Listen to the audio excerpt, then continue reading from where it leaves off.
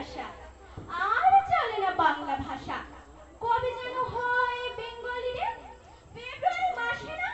জানেন দাদা, আমার ছেলের বাংলাটা ঠিক আসে না।